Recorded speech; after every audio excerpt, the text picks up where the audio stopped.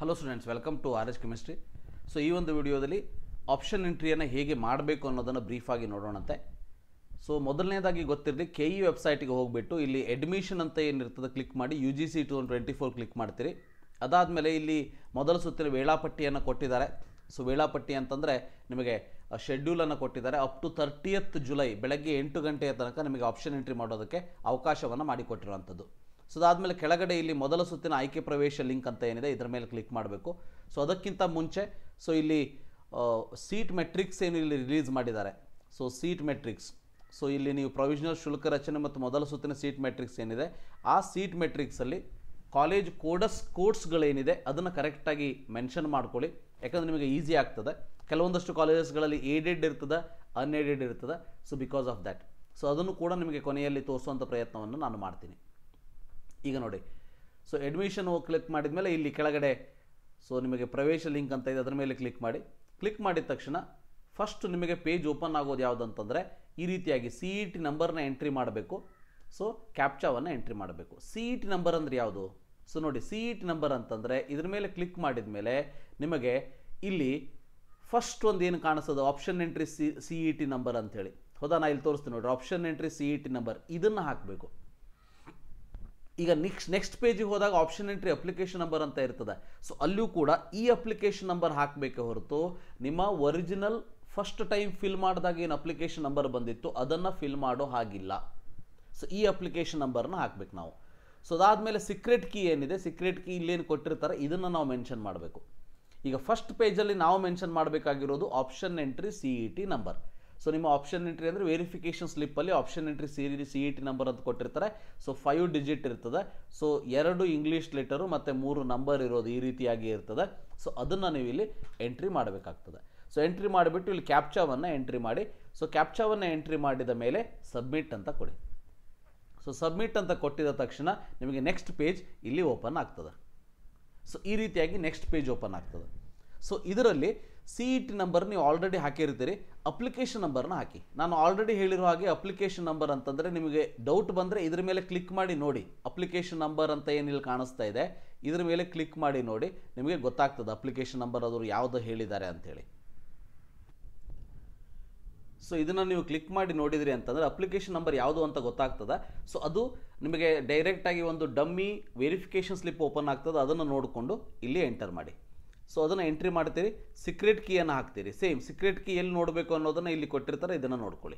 So ಅದಾದಮೇಲೆ ಪಾಸ್ವರ್ಡನ್ನು set ಮಾಡಿ, confirm password ಮಾಡಿ, ಮೊಬೈಲ್ ನಂಬರ್ನ ಹಾಕಿ, ಇಮೇಲ್ ID-ಯನ್ನು ಹಾಕಿ. ಸೊ ಇಮೇಲ್ ID ನೀವು ಹಾಕಿಲ್ಲ ಅಂತಂದ್ರೂ ಕೂಡ ಏನು ಪ್ರಾಬ್ಲಮ್ ಇಲ್ಲ. ಮುಂದೆ ನಿಮಗೆ ಫಾರ್ವರ್ಡ್ ಪಾಸ್ವರ್ಡ್ ಅಂತ ಬಂದಾಗ ನಿಮ್ಮ ಮೊಬೈಲ್ ನಂಬರಿಗೆ ಮೆಸೇಜ್ ಬರ್ತದೆ. ಸೊ ಕಂಪಲ್ಸರಿ ಏನಿಲ್ಲ ಇಲ್ಲಿ. ಸೊ ಹಾಕೋದಿದ್ರೆ ಹಾಕ್ಬೋದು. ಇಲ್ಲಿ ಸೀಕ್ರೆಟ್ ಕೀ ಕ್ವಶನ್ ಬರ್ತದೆ. ಸೊ ಇಲ್ಲಿ ಸೀಕ್ರೆಟ್ ಕೀ ಕ್ವಶನ್ ಏನು ಬರ್ತದಲ್ಲ, ಸೊ ಅದಕ್ಕೆ ಒಂದು ಆನ್ಸರ್, ಒಂದು ಅವ್ರದ್ದೇ ಆದಂಥ ಒಂದಷ್ಟು ಕ್ವಶನ್ಸ್ಗಳು ಕಾಣಿಸ್ತದೆ. ಇವರ ಪೆಟ್ ನೇಮ್ ಏನು ಅಥವಾ ಇವರ ಫಸ್ಟ್ ವೆಹಿಕಲ್ ನೇಮ್ ಏನು ಈ ರೀತಿ ತೋರಿಸ್ತದೆ. ಸೊ ಅದಾದಮೇಲೆ ಆನ್ಸರ್ ಟೈಪ್ ಮಾಡಿ. ಸೊ ಯಾಕಂದರೆ ಈ ಒಂದು ಆನ್ಸರಿಂದ ನೀವು ಮರೆತಿರುವಂಥ ಪಾಸ್ವರ್ಡನ್ನು ರೀಸೆಟ್ ಮಾಡ್ಕೊಳ್ಬೋದು. ಸೊ ಲಾಗಿನ್ ಅಂಥೇಳಿ ಕ್ಲಿಕ್ ಮಾಡಿ. ಸೊ ಲಾಗಿನ್ ಅಂಥೇಳಿ ಕ್ಲಿಕ್ ಮಾಡಿದ ತಕ್ಷಣ ನಿಮಗೆ ನೆಕ್ಸ್ಟ್ ಪೇಜ್ ಓಪನ್ ಆಗ್ತದೆ. ಸೊ ಅದರಲ್ಲಿ ನಿಮಗೆ ಬ್ಯಾಂಕ್ ಅಕೌಂಟ್ ಡೀಟೇಲ್ಸನ್ನು ಕೇಳ್ತಾರೆ. ಸೊ ಇದರಲ್ಲಿ CET ನಂಬರ್ ಇದೆ, name of the account holder. So ಇದರಲ್ಲಿ ನಿಮ್ಮದು ಅಥವಾ ಫಾದರ್ ಅಥವಾ ಮದರ್ದು ಹಾಕಿ. ಇದನ್ನು ಯಾಕೆ ಕೇಳ್ತಾರೆ ಅಂತ ಅಂದರೆ, ಸೊ ನೀವೇನಾದರೂ ಎಕ್ಸೆಸ್ ಫೀಸನ್ನು ಪೇ ಮಾಡಿದರೆ ಅದನ್ನು ರೀಫಂಡ್ ಮಾಡೋದಕ್ಕೆ ಈ ಬ್ಯಾಂಕ್ ಅಕೌಂಟ್ ಡೀಟೇಲ್ಸನ್ನು ಕೇಳ್ತಾರೆ. ಅದನ್ನು ನೀವು ಇಲ್ಲೇ ಆ್ಯಡ್ ಮಾಡಬೇಕು ಅಂತ ಏನಿಲ್ಲ, ಮಾಡಿದರೂ ಪರವಾಗಿಲ್ಲ, ಮಾಡಲೇಬೇಕು ಅಂತ ಏನಿಲ್ಲ. ಸೊ ನೀವು ಮಾಡಿದರೆ ಮುಂದೆ ಮಾಡುವಂಥ ಅವಶ್ಯಕತೆ ಬೀಳೋದಿಲ್ಲ. ಇಲ್ಲಿ ಮಾಡಿಲ್ಲ ಅಂದರೂ ಕೂಡ ನಿಮಗೆ ಮತ್ತೆ ಮಾಡೋದಕ್ಕೆ ಅಲ್ಲಿ ಅವಕಾಶ ಮಾಡಿಕೊಡ್ತಾರೆ, ಮುಂದೆ ಅಲ್ಲಿ ನೀವು ಮಾಡ್ಕೊಳ್ಬೋದು. ಸೊ ನೀವು ಇಲ್ಲಿ ಮಾಡೋದಕ್ಕೆ ನಿಮಗೆ ಇಂಟ್ರೆಸ್ಟ್ ಇಲ್ಲ ಅಂದರೆ ಇಲ್ಲಿ ಒಂದು ಬ್ಯಾಕ್ ಟು ಹೋಮ್ ಅಂಥೇಳಿ ಒಂದು ಬಟನ್ ಕಾಣಿಸ್ತದೆ ನಿಮಗೆ, ಬ್ಯಾಕ್ ಟು ಹೋಮ್ ಅಂಥೇಳಿ. ಆ ಬಟನ್ ಮೇಲೆ ಕ್ಲಿಕ್ ಮಾಡಿದರೆ ನೀವು ಆಪ್ಷನ್ ಎಂಟ್ರಿ ಪೇಜಿಗೆ ಹೋಗಿಬಿಡ್ತೀರಿ.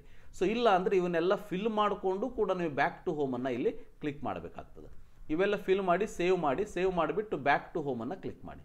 ಸೊ ಕ್ಲಿಕ್ ಮಾಡಿದ ತಕ್ಷಣ ನಿಮಗೆ ನೆಕ್ಸ್ಟ್ ಈ ರೀತಿ ಪೇಜ್ ಓಪನ್ ಆಗ್ತದೆ. ಇದರಲ್ಲಿ ಫಸ್ಟ್ ಪಾಯಿಂಟ್ ಗೊತ್ತಿರಲಿ, ಫಸ್ಟ್ ಕಾಲಮ್ ಏನು ನಿಮ್ಗೆ ಕಾಣಿಸ್ತಾ ಇದೆ ಇದು ಆಪ್ಷನ್ ಎಂಟ್ರಿ. ಎರಡನೇದು ಅಲಾಟ್ಮೆಂಟ್. ನಿಮಗೆ ಇಲ್ಲಿ ಯಾವುದಾದ್ರೂ ಒಂದು ಕಾಲೇಜು ಅಲಾಟ್ ಆದರೆ ಇಲ್ಲಿ ನಿಮಗೆ ಕಾಣಿಸ್ತದೆ after first round, second extended round allotment. So ಇಲ್ಲಿ ನಿಮಗೆ ಕಾಲೇಜ್ ನೇಮ್ ಕಾಣಿಸ್ತದೆ. ಅದಾದಮೇಲೆ ಅಡ್ಮಿಷನ್ ಅಂತ ಏನು ಕಾಣಿಸ್ತದೆ ಇಲ್ಲಿ ನಿಮಗೆ ಡೌನ್ಲೋಡಿಂಗ್ ಚಲನ್ ಆಪ್ಷನ್ ಬರ್ತದೆ. ಅದಾದಮೇಲೆ ಡೌನ್ಲೋಡಿಂಗ್ ಅಡ್ಮಿಷನ್ ಆರ್ಡರ್ ಆಪ್ಷನ್ ಬರ್ತದೆ. ಸೊ ಇವೆಲ್ಲ ನಿಮಗೆ ಇಲ್ಲಿ ಕೆಳಗಡೆ ಕಾಣಿಸುವಂಥದ್ದು. ಸೊ ಇದಾದಮೇಲೆ ಇಲ್ಲಿ ಪಾಸ್ವರ್ಡ್ ಚೇಂಜ್ ಮಾಡ್ಬೋದು, ನೀವು ಲಾಗಿನ್ ಹಿಸ್ಟರಿಯನ್ನು ಕೂಡ ನೋಡ್ಬೋದು. ಸೊ ಮೊಬೈಲ್ ನಂಬರ್ನ ಚೇಂಜ್ ಮಾಡ್ಬೋದು, ಇಮೇಲ್ ಐಡಿಯನ್ನು ಚೇಂಜ್ ಮಾಡ್ಬೋದು. ಸೊ ಈಗ ಈ ಕೇಸಲ್ಲಿ ಆಪ್ಷನ್ ಎಂಟ್ರಿ ಎಕ್ಸಾಂಪಲ್ ಅಂತ ಏನು ಕಾಣಿಸ್ತಾ ಇದೆ, ನಿಮಗೆ ಒಂದಷ್ಟು ಎಕ್ಸಾಂಪಲ್ನ ಕೊಟ್ಟಿದ್ದಾರೆ, ನೀವು ಅದನ್ನು ಕ್ಲಿಕ್ ಮಾಡಿ ಅದನ್ನು ಕೂಡ ನೋಡ್ಕೊಳ್ಬೋದು. ಸೊ ಇವೇನು ನಿಮಗೆ ಇಲ್ಲಿ ಉಪಯೋಗಕ್ಕೆ ಇಲ್ಲ. ಕ್ಯಾಂಡಿಡೇಟ್ ಆಪ್ಷನ್ ಎಂಟ್ರಿ ಮೇಲೆ ಕ್ಲಿಕ್ ಮಾಡಿ. ಕ್ಯಾಂಡಿಡೇಟ್ ಆಪ್ಷನ್ ಎಂಟ್ರಿ ಮೇಲೆ ಕ್ಲಿಕ್ ಮಾಡಿದ ತಕ್ಷಣ ನಿಮಗೆ ಈ ಒಂದು ಕಂಡೀಷನ್ ಕೇಳ್ತಾರೆ ಅವರು. I understand that I have entered all the options to which I am eligible irrespective of the availability of the seats. Also I am aware of that option entry portal would be available only once to enter the option. ಬಹಳ important point ವಿದ್ಯಾರ್ಥಿಗಳೇ. So ಇದು 2022ವರೆಗೆ ಇದೇ ರೂಲೇ ಇತ್ತು. ಅಂದರೆ ಈಗ first round ಇರ್ತದೆ, second round ಇರ್ತದೆ, ಸೆಕೆಂಡ್ ಎಕ್ಸ್ಟೆಂಡೆಡ್ ರೌಂಡ್ ಅಂತನಾದರೂ ಕರಿಬೋದು ಅಥವಾ ಕ್ಯಾಶುವಲ್ ರೌಂಡ್ ಅಂತನಾದರೂ ಕರಿಬೋದು. ಸೊ ಇವು ಇರ್ತದೆ. ಸೊ ಇವು ಮೂರಕ್ಕಿಂತ ಮುಂಚೆ ನೀವಿಲ್ಲೇನು ಆಪ್ಷನ್ಸನ್ನು ಎಂಟರ್ ಮಾಡ್ತಿದ್ರಿ ಇದೇ ಫೈನಲ್ ಆಪ್ಷನ್ ಎಂಟ್ರಿ ಆಗಿರ್ತಿತ್ತು. ಗೊತ್ತಿರಲಿ, ಇದೇ ಫೈನಲ್ ಆಪ್ಷನ್ ಎಂಟ್ರಿ ಆಗಿರ್ತಿತ್ತು.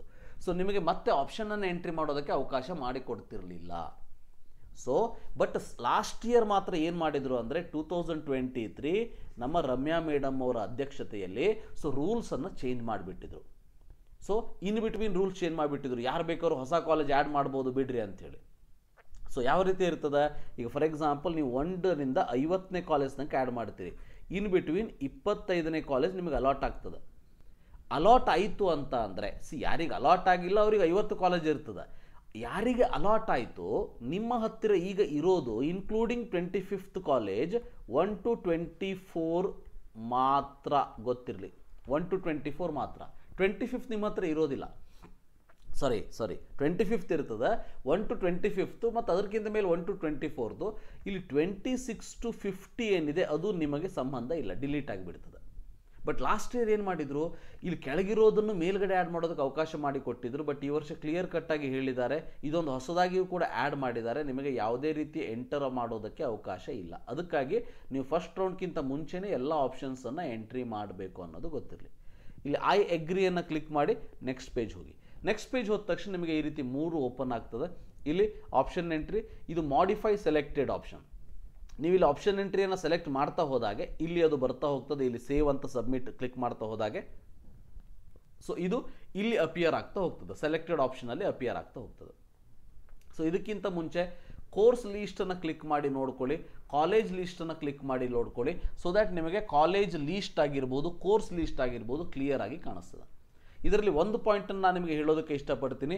ಇಂಜಿನಿಯರಿಂಗನ್ನು ಬಿಟ್ಟಿದ್ದಾರೆ, ಫಾರ್ಮಾ ಡಿ ಬಿಟ್ಟಿದ್ದಾರೆ, ಬಿ ಫಾರ್ಮಾ ಬಿಟ್ಟಿದ್ದಾರೆ. ಬಟ್ ನಾನು ಇಲ್ಲಿಯವರೆಗೆ ನೋಡಿದಾಗ ಬಿಟ್ಟಿಲ್ಲ, ಇನ್ಮೇಲೆ ಬಿಡ್ಬೋದು. ಇಲ್ಲಿ ವೆಟರ್ನರಿಯನ್ನು ಬಿಟ್ಟಿಲ್ಲ, ವೆಟರ್ನರಿ ಇಲ್ಲ, ಫಾರ್ಮ್ ಸೈನ್ಸ್ ಕೋರ್ಸಸ್ ಇಲ್ಲ.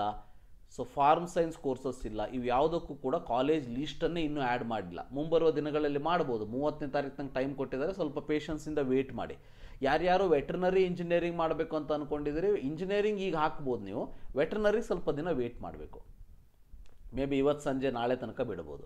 ಫಾರ್ಮ್ ಸೈನ್ಸು ಹಾಗೇನೆ ಸ್ವಲ್ಪ ವೇಟ್ ಮಾಡಬೇಕು. ಇಂಜಿನಿಯರಿಂಗ್ ಮಾತ್ರ ಇಲ್ಲಿ ಬಿಟ್ಟಿರುವಂಥದ್ದು, ರೈಟ್.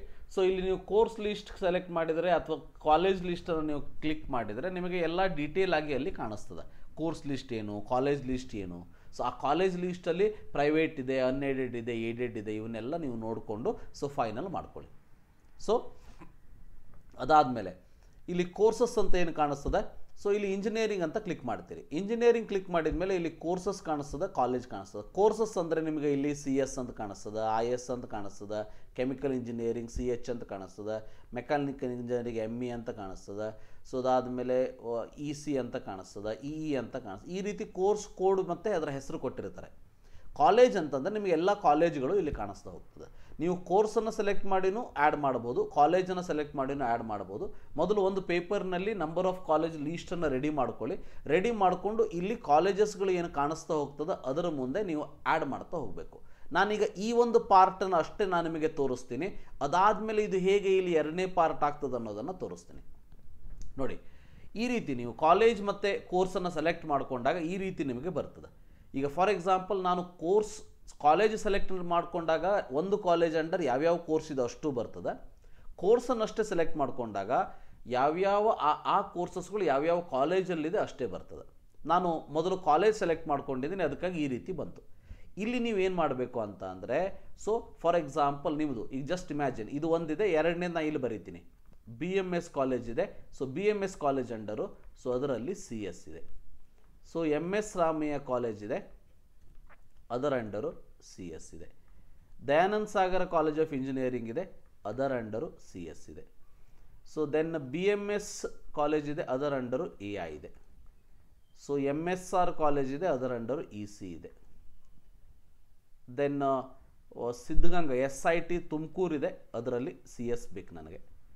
ಸೊ ಅದಾದಮೇಲೆ BVB ಅದರಲ್ಲಿ ಸೊ ನಿಮಗೆ ಸೊ ಇಲ್ಲಿ CS ಬೇಕು. ಈ ರೀತಿ ನಾನು ಕಾಲೇಜ್ ಲಿಸ್ಟ್ ರೆಡಿ ಮಾಡ್ಕೊಂಡಿದ್ದೀನಿ. ಸೊ ನನಗೆ ಫಸ್ಟ್ ಪ್ರಿಫರೆನ್ಸ್ RV ಕಾಲೇಜ್. ನಾನು ಏನು ಮಾಡಬೇಕು ಅಂದರೆ, ಈಗ ಕಂಪ್ಯೂಟರ್ ಸೈನ್ಸ್ RV ಕಾಲೇಜಲ್ಲಿ ನನಗೆ 5-6 ಯಾವ ಕಾಲೇಜ್ ಕೋರ್ಸ್ ಸಿಕ್ಕರೂ ಅಡ್ಡಿಲ್ಲ, ಕಂಪ್ಯೂಟರ್ ಸೈನ್ಸ್ ರಿಲೇಟೆಡ್ ನಾನು RVದಲ್ಲೇ ಮಾಡಬೇಕು ಅಂತ ನನ್ನ ಆಸೆ ಇದೆ ಅಂತ ಇಟ್ಕೊಳ್ಳಿ. ಅಥವಾ ನೀವು ಬೇರೆ ಕಾಲೇಜು ನಿಮಗೆ ಹೀಗೆ. ಸೊ ಏನು ಮಾಡಬೇಕು ಅಂದರೆ, ಕಂಪ್ಯೂಟರ್ ಸೈನ್ಸ್ ಇಂಜಿನಿಯರಿಂಗ್ ಅಂತ ಏನು ಕಾಣಿಸ್ತದೆ CS, ಇದರ ಮುಂದೆ ಫಸ್ಟ್ ಆಪ್ಷನನ್ನು ಹಾಕಿ. ಫಸ್ಟ್ ಆಪ್ಷನ್ ಹಾಕಿ. ನೀವು ಫಸ್ಟ್ ಆಪ್ಷನನ್ನು ಹಾಕ್ತೀರಿ ಇಲ್ಲಿ, ರೈಟ್. ಸೊ ಫಸ್ಟ್ ಆಪ್ಷನನ್ನು ಇಲ್ಲಿ ಹಾಕಿದ್ರಿ. ಸೊ ಅದಾದ ಮೇಲೆ ಸೆಕೆಂಡ್ ಆಪ್ಷನ್ ನಿಮಗೆ computer science and machine learning ಇದೆ, ಅದನ್ನು ಎರಡನೇ ಆಪ್ಷನ್ ಹಾಕ್ತೀರಿ. ಸೊ ನಿಮಗೆ ಬಿಟ್ಟಿದ್ದದು. ಸೊ ಓನ್ಲಿ ಕೋರ್ಸಸ್ ಅಷ್ಟು ಸೆಲೆಕ್ಟ್ ಮಾಡ್ತಿರೋ, ಕಾಲೇಜ್ ಸೆಲೆಕ್ಟ್ ಮಾಡ್ತಿರೋ, ನಿಮಗೆ ಬಿಟ್ಟಿದ್ದು. ಒಂದು ಡಮ್ಮಿ ತೋರಿಸ್ತಾ ಇದ್ದೀನಿ ನಾ ಇಲ್ಲಿ. ಸೊ ಅದಾದಮೇಲೆ ಕಂಪ್ಯೂಟರ್ ಸೈನ್ಸ್ ಡಾಟಾ ಸೈನ್ಸ್ 3ನೇದು ಹಾಕ್ತೀನಿ. ಸೊ ಅದಾದಮೇಲೆ ಕಂಪ್ಯೂಟರ್ ಸೈನ್ಸ್ ಇಂಜಿನಿಯರಿಂಗ್ ಆಯಿತು, ಡಾಟಾ ಸೈನ್ಸ್ ಆಯಿತು, ಮತ್ತೊಂದು ಏನಿದೆ computer science related information science, ನಾ ಇಲ್ಲಿ 4ನೇದು ಹಾಕ್ತೀನಿ. ನೆಕ್ಸ್ಟ್ ಏನಾಗ್ತದೆ, ಇದು ನನಗೆ MSR 5ನೇದು ಬೇಕು, 5ನೇದು ಹಾಕಿದೆ. ಅದಾದಮೇಲೆ ಇದು 6ನೇದು ಬೇಕು, 6ನೇದು ಟೈಪ್ ಮಾಡಬೇಕು, ನಂಬರ್ಸನ್ನು ಟೈಪ್ ಮಾಡಬೇಕು ನೀವು 6. ಸೊ ಅದಾದಮೇಲೆ BMS AI 7, DSC 8, MSR 9, BVB 10, CS SIT 11. ಈ ರೀತಿಯಾಗಿ ನಾನು ಎಲ್ಲ ಆಪ್ಷನ್ಸ್ಗಳನ್ನ ಎಂಟ್ರಿ ಮಾಡಬೇಕು.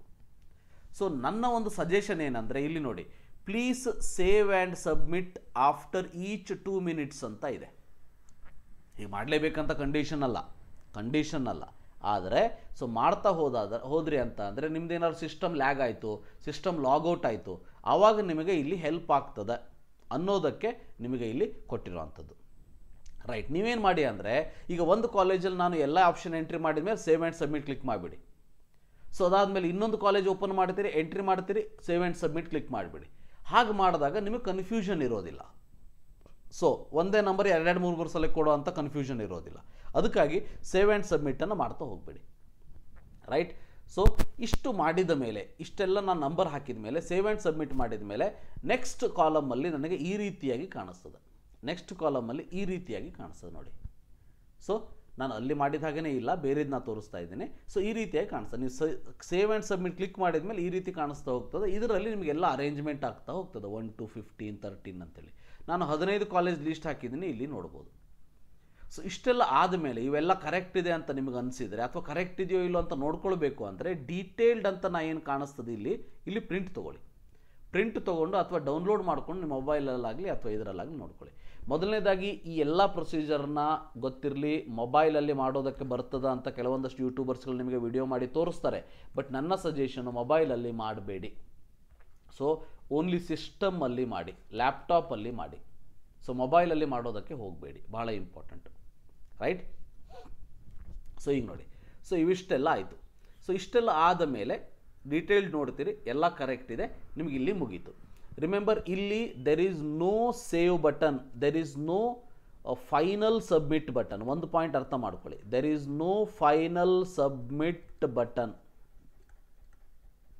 ಫೈನಲ್ ಸಬ್ಮಿಟ್ ಬಟನ್ ಇಲ್ಲ. ಲಾಸ್ಟ್ ಡೇಟ್ವರೆಗೆ, ಈಗ ಫಾರ್ ಎಕ್ಸಾಂಪಲ್ July 30 ತನಕ ಲಾಸ್ಟ್ ಡೇಟ್ ಕೊಟ್ಟಿದ್ದಾರೆ, ಹೌದಾ. ಲಾಸ್ಟ್ ಡೇಟ್ವರೆಗೆ ನೀವು ಏನು ಇಲ್ಲಿ ಹಾಕಿರ್ತೀರಿ ಇವೆಲ್ಲ ಇದೇ ಫೈನಲ್, ಗೊತ್ತಿರಲಿ, ಇದೇ ಫೈನಲ್. ಅವರು ನಿಮಗೆ ಕನ್ಸಿಡರ್ ಮಾಡೋದು ಯಾವುದು ಅಂದರೆ, ಲಾಸ್ಟ್ ಡೇಟ್ ಒಳಗಡೆ ನೀವು ಏನೇನು ಹಾಕಿರ್ತೀರಿ ಅದನ್ನಷ್ಟು ಅಲ್ಲಿ ಕನ್ಸಿಡರ್ ಮಾಡ್ತಾರೆ, ಗೊತ್ತಿರಲಿ, right. So like that it is there. So ಇಷ್ಟು ಆದ ಮೇಲೆ ಈಗ ಏನಾಗ್ತದೆ ನಿಮಗೆ, ನೆಕ್ಸ್ಟ್ ಟೈಮ್ ಇನ್ನೊಂದ್ಸಲ ಲಾಗಿನ್ ಆಗ್ತೀರಿ. ಲಾಗಿನ್ ಆಗಿಬಿಟ್ಟು ಇನ್ನೂ ಏನೋ ಒಂದು ಆರ್ಡರ್ ಚೇಂಜ್ ಮಾಡಬೇಕು ಅಂತ ಇರ್ತದೆ.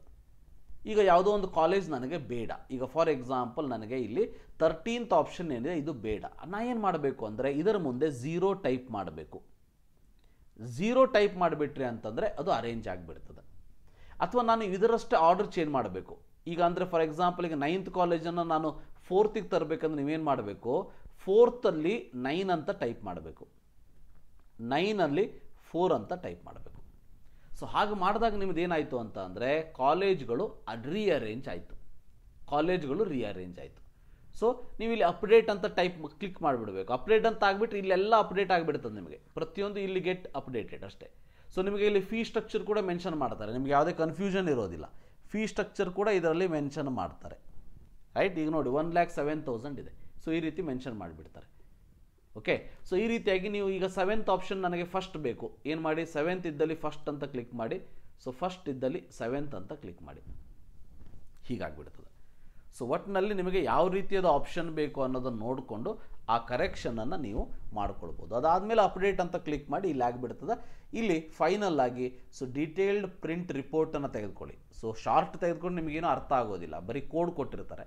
ಸೊ ಡೀಟೇಲನ್ನು ತೆಗೆದುಕೊಳ್ಳಿ, ಸೊ ದ್ಯಾಟ್ ನಿಮಗೆ ಅದರಲ್ಲಿ ಗೊತ್ತಾಗಿಬಿಡ್ತದೆ ಯಾವ್ಯಾವ ಕಾಲೇಜು, ಫೀ ಸ್ಟ್ರಕ್ಚರ್ ಎಷ್ಟು ಅಂಥೇಳಿ. ಸೊ ಅದನ್ನು ನೀವು ರೆಫರ್ ಮಾಡ್ಕೊಳ್ಬೋದು. ಸೊ ಇದು ಒಂದು ಲೈವ್ ಡೆಮೋ ಟೈಪ್ ನಾನು ನಿಮಗೆ ತೋರಿಸಿರೋ ಅಂಥದ್ದು. ಸೊ ರಿಮೆಂಬರ್, ಯಾವ್ಯಾವ ಕಾಲೇಜಸ್ಗಳನ್ನ ಆ್ಯಡ್ ಮಾಡಬೇಕು ಮೊದಲು ರೆಡಿ ಮಾಡ್ಕೊಳ್ಳಿ. ಯಾರು ವೆಟರ್ನರಿ ಮತ್ತು ಫಾರ್ಮ್ ಸೈನ್ಸಿಗೆ ವೆಯ್ಟ್ ಮಾಡ್ತಾಯಿದ್ರೆ ಅವ್ರು ಇನ್ನೊಂದು ಸ್ವಲ್ಪ ಹೊತ್ತು ವೆಯ್ಟ್ ಮಾಡಬೇಕು, ಇನ್ನೂ ಕೂಡ ಬಂದಿಲ್ಲ. ಓನ್ಲಿ ಇಂಜಿನಿಯರಿಂಗ್ ಅಷ್ಟೇ ಕಾಣಿಸ್ತಾ ಇದೆ ಇಲ್ಲಿ, ಫಾರ್ಮಾಡಿ ಮತ್ತು ಬಿ ಫಾರ್ಮ್ ಅಷ್ಟೇ ಕಾಣಿಸ್ತಾ ಇದೆ. BSc ನರ್ಸಿಂಗು ಫಸ್ಟ್ ರೌಂಡಲ್ಲಿ ಆ್ಯಡ್ ಮಾಡ್ತಾರೋ ಇಲ್ಲೋ ಡೌಟ್ ಇದೆ ನನಗೆ, ಮೇ ಬಿ ಸೆಕೆಂಡ್ ರೌಂಡಲ್ಲಿ ಆ್ಯಡ್ ಮಾಡ್ಬೋದು. So you have to wait for that. So ಇದಿಷ್ಟು live demo. Thank you, have a nice day.